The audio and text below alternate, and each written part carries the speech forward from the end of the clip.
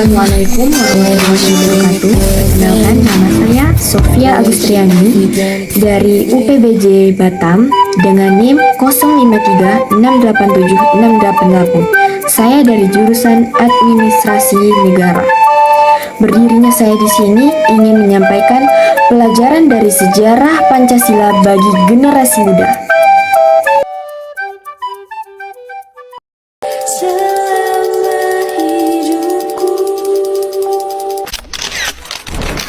The Pancasila. Pancasila itu Pancasila merujuk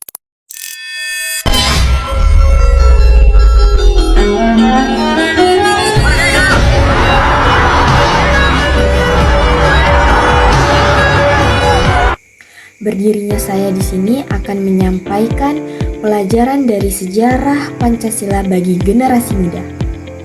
Perkembangan Pancasila dalam konteks sejarah dari masa ke masa, awal kemerdekaan, demokrasi terpimpin, Orde Baru, reformasi.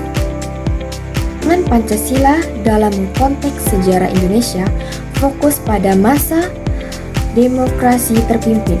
Sebagai seorang akademis yang mempelajari sejarah konstitusional Indonesia, saya akan menyajikan analisis perkembangan Pancasila dari masa ke masa. Dengan fokus khusus pada satu peristiwa penting di masa demokrasi terpimpin pada tahun 1959 sampai 1965. Kronologi singkat perkembangan Pancasila. 1. Masa formulasi pada tahun 1945, Pancasila dirumuskan oleh Soekarno pada 1 Juni 1945 dalam sidang BPUPKI sebagai dasar negara. Disahkan dalam Piagam Jakarta pada tanggal 22 Juni 1945 dan pembukaan Undang-Undang Dasar 1945. Nilai inti ketuhanan kemanusiaan, persatuan kerakyatan, keadilan sosial. 2. Masa parlementer pada tahun 1950 sampai 1959. Pancasila terkikis oleh konflik multipartai dan pemberontakan. 2 konflik besar yang terjadi pasca kemerdekaan Indonesia. Undang-Undang Dasar Sementara 1950 menggantikan Undang-Undang Dasar 1945, melemahkan peran Pancasila sebagai satu-satunya dasar negara. 3. Masa demokrasi terpimpin pada tahun 1959 hingga 1965, Soekarno keluarkan Dekret Presiden 5 Juli 1959, kembalikan Undang-Undang Dasar 1945. Pancasila diperkuat sebagai ideologi tunggal via manipulasi pada tahun 1959, tapi dimanipulasi dengan tambahan ekonomi terpimpin dan Nasakom. 4.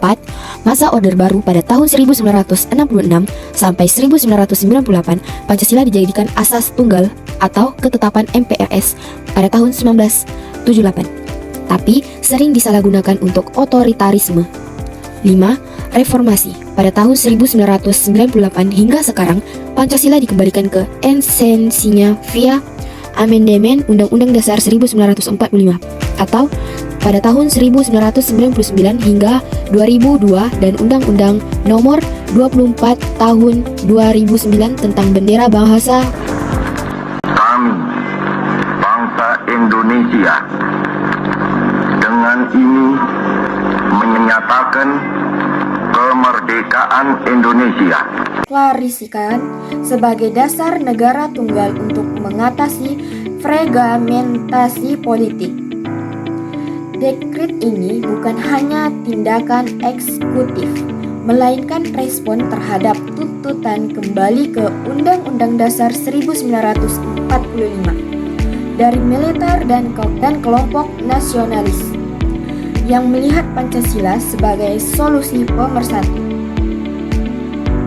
Nilai Pancasila yang tercermin Dekret 5 Juli 1959 mencerminkan sila ketiga Pancasila, Persatuan Indonesia dan Sila keempat, kerakyatan yang dipimpin oleh hikmat kebijaksanaan dalam permusyawaratan dan perwakilan. 5. Persatuan Indonesia terlihat dari upaya Soekarno menyatukan bangsa. Peristiwa penting Dekret Presiden 5 Juli 1959. Saya memilih Dekret Presiden 5 Juli 1959 sebagai peristiwa fokus karena merupakan titik balik krusial dalam perkembangan Pancasila. Peristiwa ini terjadi di tengah krisis politik. Demokrasi liberal pada tahun 1950 sampai 1959 ditandai instabilitas kabinet atau 7 kali berganti. Pemberontakan regional atau PRRI yang terpecah oleh konflik ideologis dan regional. Dekret menolak federalisme Republik Indonesia dan multipartai ekstrem dan konflik ideologis antara nasionalisme, Islamis, dan komunis. Presiden Soekarno mengeluarkan dekret ini secara sepihak yang berisi 3 poin utama, yaitu 1. Memulihkan Undang-Undang Dasar 1945. 2. Melarutkan konstituante yang gagal merumuskan undang-undang baru. Dan 3. Membentuk lembaga-lembaga negara sesuai Undang-Undang 1945. Dekret ini mengakhiri demokrasi parlementer dan membuka era demokrasi terpimpin, di mana Pancasila dideklarasikan. 3. Membentuk lembaga-lembaga negara sesuai Undang-Undang Dasar 1945. Dekret ini mengakhiri demokrasi parlementer dan membuka era demokrasi terpimpin, di mana Pancasila menegaskan Bhinneka Tunggal Ika sebagai manifestasi pemersatu, sebagai ditegaskan dalam pembukaan Undang-Undang Dasar 1945. Kerakyatan yang dipimpin oleh hikmat kebijaksanaan tercermin dalam bentuk demokrasi terpimpin yang mengedepankan musyawarah ala Indonesia, di mana presiden sebagai pemimpin besar memfasilitas konsensus nasional daripada voting parlementer barat yang dianggap destruktif. Nilai ini selaras dengan pidato Soekarno, lahirnya Pancasila atau pada tahun 1 Juni 1945, di mana persatuan menjadi prioritas utama. Refleksi pribadi, pelajaran, dan relevansi bagi generasi muda. Sebagai manusia yang lahir dan besar di Indonesia, pasca reformasi, saya merefleksikan Dekret 1959 sebagai pelajaran berharga tentang kepemimpinan adaptif dalam krisis. Pelajaran utamanya adalah ideologi negara seperti Pancasila, bukan doktrin statis, melainkan alat dinamis untuk persatuan di tengah polarisasi. Mirip situasi saat ini dengan isu SARA di media sosial dan politik identitas, namun dekret juga mengingatkan resiko otoritarianisme jika terpimpin disalahartikan sebagai kekuasaan absolut, seperti yang terjadi kemudian di Orde Baru. Bagi saya sebagai generasi muda atau Gen Z, dan nilai persatuan dan musyawarah tetap relevan di era digital.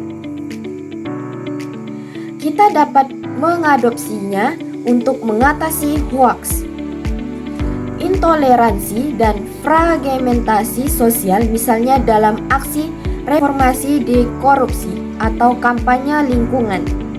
Musyawarah virtual bisa memperkuat persatuan nasional. Pancasila mengajarkan bahwa keberagaman bukan ancaman, tapi kekuatan jika dipimpin dengan bijak. Saya percaya dengan memahami sejarah ini, generasi muda bisa merevitalisasi Pancasila sebagai etika publik yang inklusif, bukan sekedar hafalan. I just had to let you know you're